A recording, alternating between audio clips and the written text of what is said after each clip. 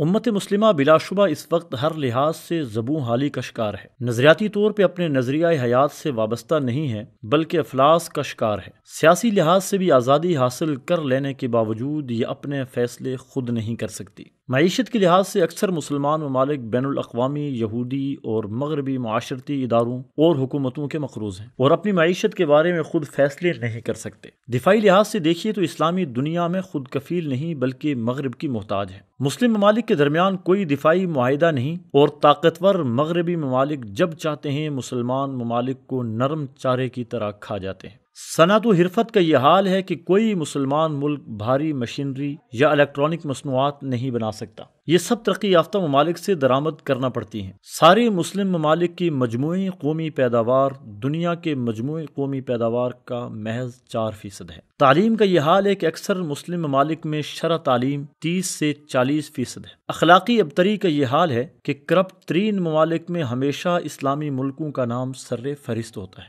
ہماری سماجی حالت یہ ہے کہ ہم کافروں جیسا بننا چاہتے ہیں، تمدن و ثقافت میں غیروں اور دشمنوں کی پیروی کرنا چاہتے ہیں، زراعت میں مسلم دنیا خود کفیل نہیں اور پیٹ بھرنے جیسے بنیادی ترین ضرورت کو پورا کرنے کے لیے بھی ترقی یافتہ ممالک کی محتاج ہے۔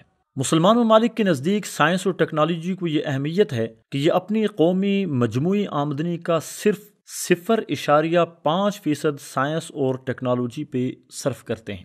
دنیا کے 75% کے لگ بھگ معدنی وسائل کی مالک اسلامی دنیا مفلوق الحالی کا شکار ہے۔ تمام مسلم ممالک کی مجموعی پیداوار تقریباً 12,000 ارب ڈالر سالانہ ہے، جبکہ فرانس کا GDP اس سے تقریباً 8 گنا زیادہ ہے۔ انڈونیشیا سے مراکش تک پھیلے اسلامی ممالک کی آبادی دنیا بھر کی آبادی کا تقریباً چوتھا حصہ ہے۔ عالم اسلام لگ بھگ 3 کروڑ مربع کلومیٹر پر محیط ہے۔ صرف اسلامی ممالک سعودی عرب، عراق، متحدہ عرب امارات اور کویت کے دریافت شدہ تیل کے ذخائر 658.3 بلین بیرل ہیں، لیکن دنیا کی برآمدات میں ہمارا حصہ صرف 7.5% ہے۔ عالمی معیشت میں ہمارا حصہ 5% سے بھی کم ہے۔ اتحاد تو یکجہتی کا یہ عالم ہے کہ مسلم ممالک کی باہمی تجارت ان کے مجموعی تجارت کا صرف 10% ہے، گویا 90% تجارت پر اغیار قابض ہیں۔ ایک ترقی یافتہ ملک جاپان میں 1000 سے زیادہ اعلیٰ پائے کی یونیورسٹیاں ہیں۔ غرض یہ کہ جس پہلو سے دیکھیے مسلم امت زبوں حالی کا شکار ہے۔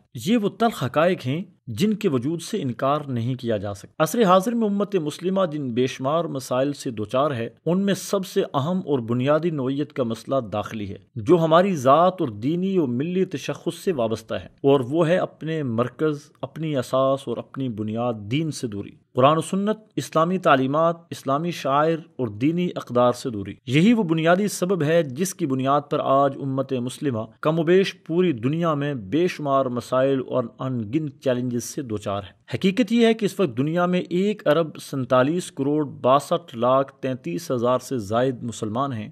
دنیا میں 61 اسلامی ممالک ہیں، ان میں سے 57 OIC کے رکن ہیں، لیکن یہ دنیا میں تیسری بڑی قوت ہونے کے باوجود انتہائی کمزور، بے بس اور بے انتہا مسائل اور چیلنجز سے دوچار ہے۔ اس کا سبب صرف اور صرف ایک ہے، وہ یہ کہ وہ دین فراموشی اور خود فراموشی کی راہ پر گامزن ہیں۔ انہوں نے اپنے بنیادی تشخص اور اپنی حیثیت کو فراموش کر دیا ہے۔ چنانچہ امت مسلمہ اگر آج بھی دین سے وابستہ ہو جائے، قرآن سے اپنے تعلق کو جوڑ لے، اپنے آباء کی ثقافت اور ورثے کو اپنا لے، اسلامی اقدار سے وابستہ ہو جائے، اسلامی تعلیمات پہ عمل پیرا ہو جائے، تو مسائل اور چیلنجز کی اس آگ میں بھی گلستان کا ماحول پیدا ہو سکتا ہے۔